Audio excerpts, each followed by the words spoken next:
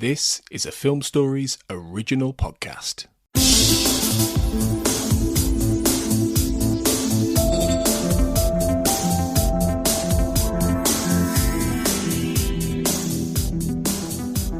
Welcome to the Xcast X-Files Podwatch, episode number 2.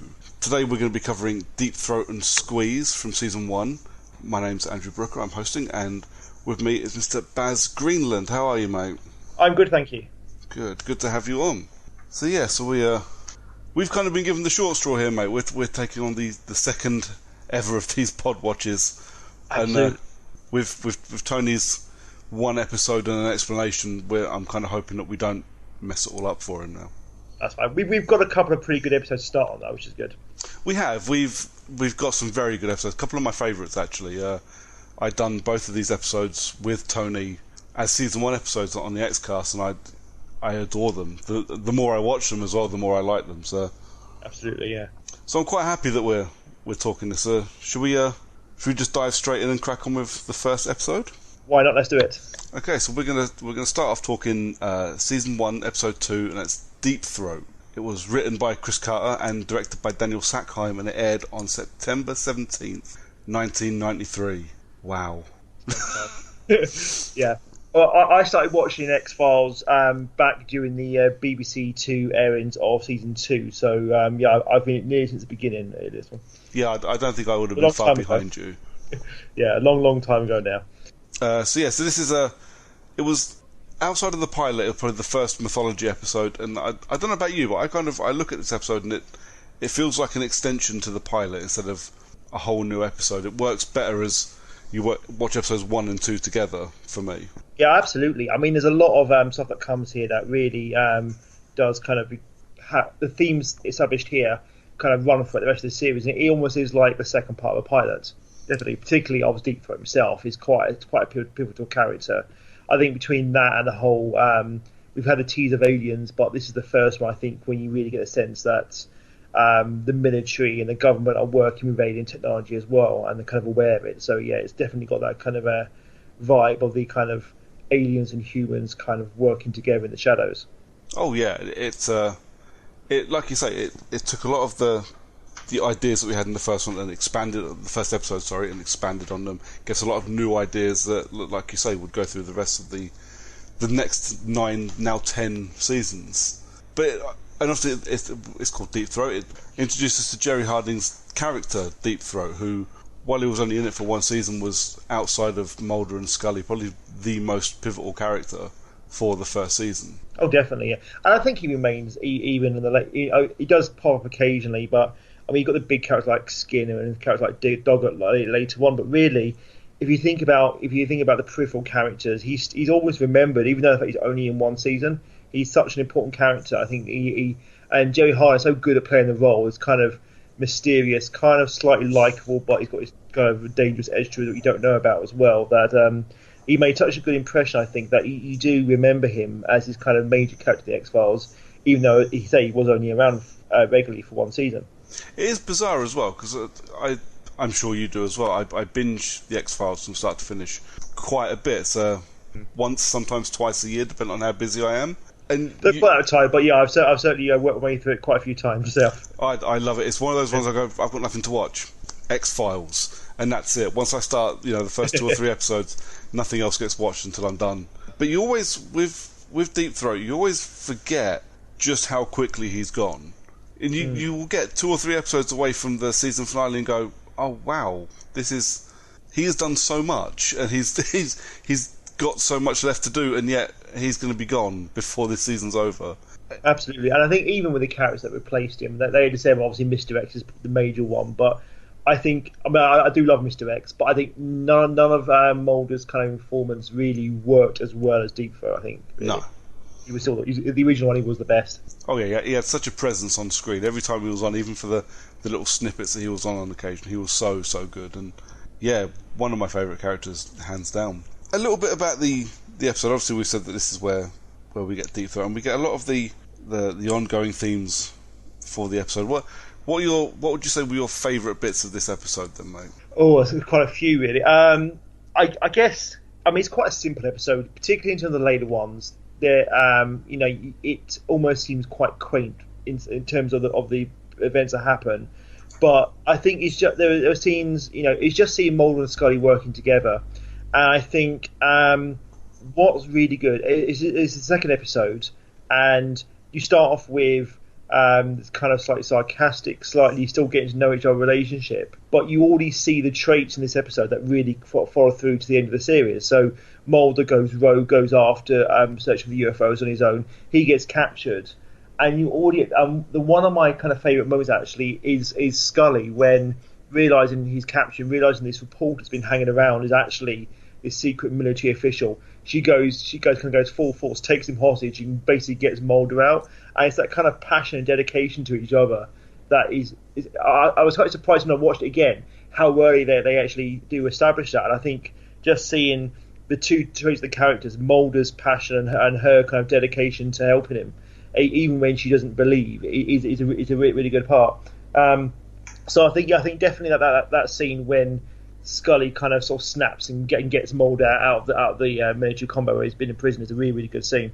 Oh yeah, that's one of my favourite bits of this episode as well, actually. That and I remember when I first recorded the episode with Tony for the full season 1 X-Cast episodes, and that was when he was doing his 5 questions of X. So what's your favourite line? What's your favourite moment in the series? And my actual favourite moment in the entire series is in this episode. And it's when Deep Throat and Mulder are talking to each other at the end, and Deep Throat looks at him and just says, "Oh, Mr. Mulder, they've been here for a very long time." Yeah, that's a great line. Yeah. It's so perfectly delivered, and like I say, when you watch it as the end of a 2-part pilot, it's the perfect way to start what is going to turn into 10 seasons of not necessarily great television, but very, very good television for the most part.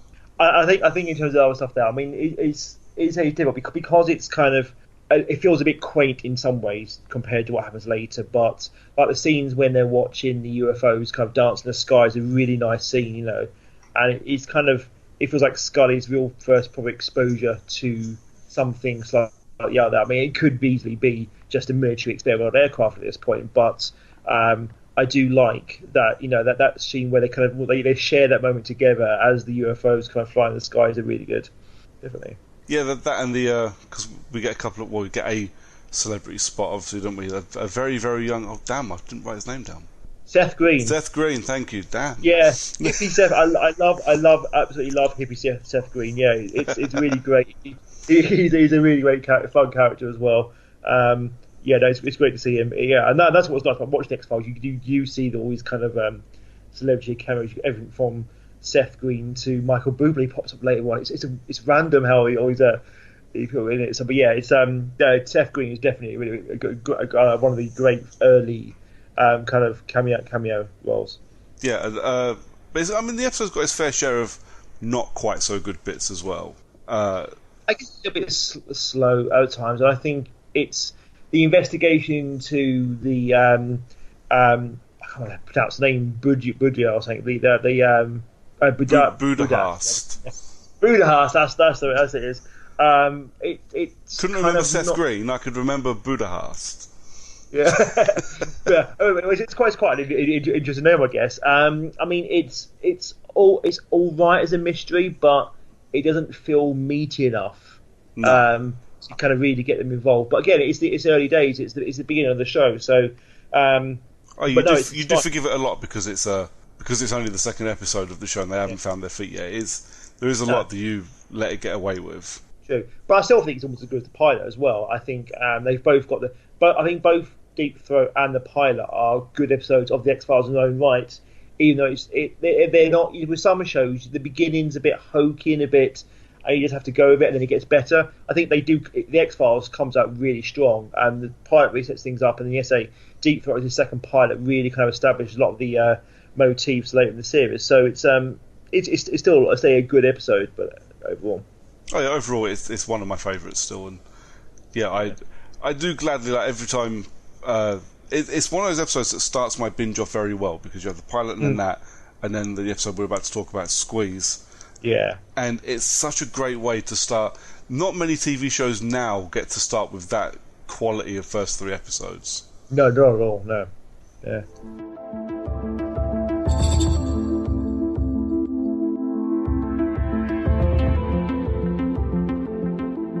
Should we move on to Squeeze then? Well, yes, we mentioned it now, so we'll move on to our second episode for today, and that is Squeeze. So, yeah, which is just an amazing episode, I think. Oh, it's great. I've probably Squeeze is one of those episodes. If I said there's any one episode of the X-Files I've watched more than any other, it's probably Squeeze. And I watched. I think when I watched it in advance to talk about it now, and I think it was the second time I watched it in the last couple of years, and I almost know every line now, but it's still such an amazing episode. Everything about it is so well put together. Yeah. It's funny you should say that, because the guy that directed it, Harry Longstreet, his name was, right. It's the only episode of The X-Files he's ever directed, and the story that came out of it was that he was booted off the episode for creative differences, which is why there's a few kind of weirdly edited shots in it where they had to kind of stretch things out and fill things in where nothing had been filmed for it. And there was... Okay. Yeah, it was... I think that's the only X-Files episode I can recall reading that was a thing. But I suppose, early on, you get, again, finding your foot in, finding a good director or two. This guy just didn't work out. But it was written by what they became seasoned writers. Was Glenn Morgan and James Wong wrote this one, and absolutely, yeah. And it was the first proper Monster of the Week episode for the X-Files as well. It was such an experiment as well because they've established this formula of aliens and the government and the UFO, and the next episode after this, Conduit, the guy goes back to the same theme again. So, yeah.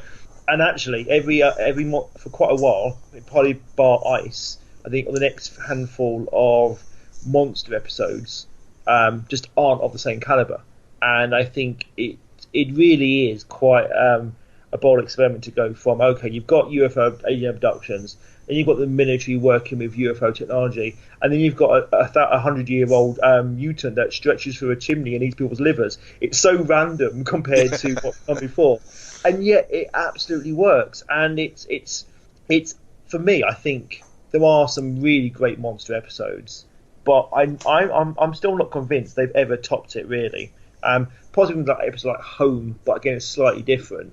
But I think Squeeze is just an amazing episode, and it's an experiment that absolutely paid off complete dividends. I mean, it's one of the only monsters they actually brought back. Yeah, absolutely. It's one of those. I've told this story quite a few times. And again, recording with Tony, I told it. Tombs, the VHS collection for Tombs, so it was the double part Squeeze and Tombs. Yeah, I had that. Yeah. It's the first X-Files thing that I owned, and I watched that till the tape stretched. Well, it's interesting with that one. Yeah, I had that too. But those 90s, they used to release the 90s VHF feature-length episodes, didn't they? And actually, I hadn't seen season 1, so I got the unopened file, which was the season 2 finale going to season 3. So Anasazi, Lesson and Paperclip, and I watched it over and over again. And then they released this one. I thought that looks interesting, and it just blew me away. And I remember I was watching it as a double bill and just being absolutely amazed. And this is before I got the VHS box sets, and then I got the DVD boxes of the series. This is way back when I had a handful of X-File episodes on video, and it's just amazing.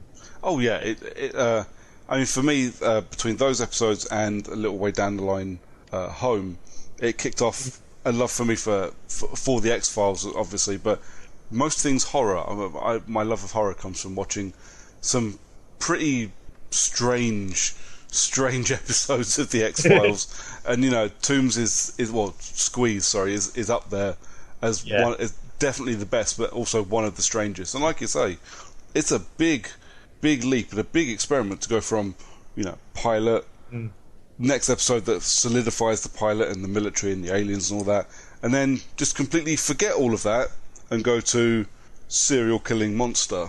Yeah. I mean, that is a massive tonal shift. And you got to wonder, actually, the way TV is made nowadays, because TV is very formulaic nowadays, for the most part. Not all, but for the most part. I'm not sure you'd be allowed to do that. I agree. I'm not sure. I think the only way it would happen now is because of an episode like this. Yeah. Because X-Files proved it could get done. If you took X-Files out and it never existed, it may, it's difficult. Yeah, it would almost feel like it would be a late season 1 episode. Let's try. You've established it. You've got a good fan base, and then let's try something a bit different. Yeah. You wouldn't quite get that at the work, and it is, and it's quite possibly the episode. People might have heard about the X-Files and come into it, and this would be the first one they watched. And that would have been a shocker for you, wouldn't it? Oh yeah, but then you've got to watch this alien show. It looks amazing. Serial killing monster. Though possibly if it was the first one you watched, you made expectations so high they might have been a bit disappointed afterwards. I don't know. It's just great, and I think part of that comes down to Doug Hutchinson, who plays Eugene Victor Toombs. Yes. And probably where other monster episodes fell, because other monsters were just monsters, whereas with Toombs, it's a character in its own right. And he lives that character in that episode as well, doesn't he? He is Toombs. Yeah. No one else could do it.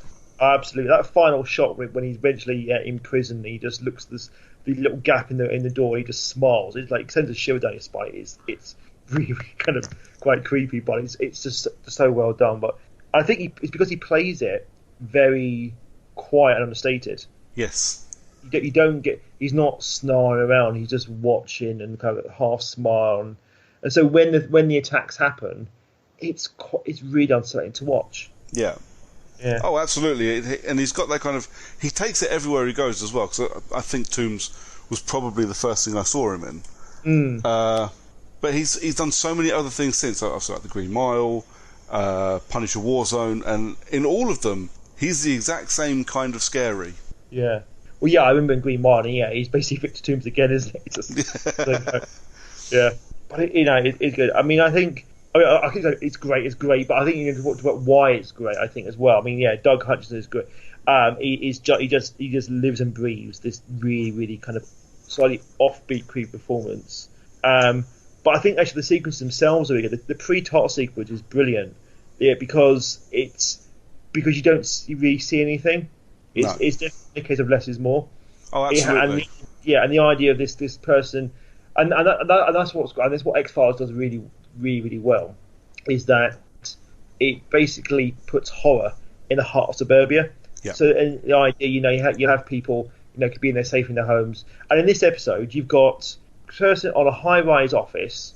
You wouldn't think anything could happen, and yet he crawls through a very small air vent. Yeah. And later on, there's that one when he's coming through the toilet. That's really, really, really, really quite nasty. The idea you go to the toilet and then Toombs can come out of it. It's horrible. Yeah, there was a country filled with people not squatting for days. God no, absolutely not. Yeah, and of course when you eventually do see that first kill, I started when he kind of contorts himself down that chimney shaft. It's quite uncomfortable to watch. Because he crunches as he goes down, doesn't he? Yeah, and then the arm stretches through. It's so good. And of course, what I like. I guess if I'm going to find fault, because you've got to be critique this, not to say it's brilliant because we're done. Is it seems quite easy for Mulder to try and clue into what's going on. I found that he's having fun, and they get him, and obviously it's Colton who gets Scully and a former colleague. At this stage, she shows a life. She has a possible future. It's all quite sad, really, watching it again. But of course, he gets Mulder in, a spooky Mulder, and you get to see why he's Mulder. But I think at the same time, it would any other character have deduced that he could actually be the same man with his stretchy fingertips who committed murders in 30-year intervals. It seems there's a little bit, I guess, of he makes its leaps of logic because the plot demands it then necessarily. Yeah, it's a massive leap to take. I always kind of, and it wasn't until I started looking at these episodes critically last year with Tony that I started seeing things like that. So I always kind of went, oh, okay, maybe he's just that guy that has read all of the X-Files. Literally, that was how I just forgave everything. So I was like, maybe he is just that sad. Yeah. What he is, isn't he? He's completely sad. But I think because they do it so early on, by the time season 2 and 3 onwards, when he's going, it could be this random killer from mythology from 500 years ago who, whatever. You kind of, it's fine. Mulder's good at doing that. But the fact that you do it so early on, and kind of go, oh, okay, just go with it. And of course he's right, brilliant. Because, but it is just that that's kind of my fault of the episode is that you just have to go with it because the plot demands it. But it's a great plot, so I kind of forgive it anyway. Oh yeah, I'd say I think the only thing for me that knocks this episode down, and again, it's only when you look at it with a critical eye that some of the editing, and I think this goes back to the director being booted off set quite unceremoniously. It's been edited to fix the episode, so like the attacks are very slow motion and you don't see anything, which is good because it does lend to atmosphere. And you don't necessarily, if it was made now, you'd see all the blood and guts and gore and everything. But it's good that you don't see that. But the way it's been edited to fill what I think is to fill a time space that they just hadn't filled yet, it felt a bit clunky. Yeah, I know what you mean. It is a little bit clunky at times and a little bit slow, I guess. I think Tombs is probably a slightly faster paced one because you've set the scene for it then. Yeah. But of course, even then, there's probably not enough plot, which is why that episode has the introduction of Skinner and the possibility of closing down the X-Files, because you have to have a bit more than just Tombs squeeze big two. But this one it is a bit slower. It does feel a bit dated. I think that the microfilm stuff feels a bit dated. Obviously, the outfits look dated anyway, but that's that's the 90s. But it's kind of but it's great atmosphere. So I kind of forgive. I don't mind slow if there's some depth atmosphere and it has atmosphere in spades, I think. So for sure, it makes up for it, and a lot of great lines as well. I think again it's Mulder. I think one thing I do like about this episode as well is that it's just seeing Mulder having fun with the case as well. Like the scene when he starts talking about the reptilian aliens after Colt his little green men, and they're notorious for the extraction of terrestrial human livers due to the iron depletion of the reptilian planets. Yeah. It's a great guy because he's just off the cuff. He's just playing with the whole thing. But, he delivers it perfectly to a very annoyed Donald Logue. Yeah, who deserves every second of it as well. Oh, absolutely, yeah, that's good. And again, what I was talking about with Deep Throat, you see Scully kind of going a little bit uncomfortable, but in the end, her dedication to more of the X-Files comes through, and she basically starts to screw up her career already at this point when she kind of goes against Colton and starts, trying to track down Toombs and kind of end the case really. So, yeah, it's just good overall, really. Yeah, an excellent episode, and actually, I think an excellent couple of episodes for us to kick this off with. I think we got unlucky there, mate.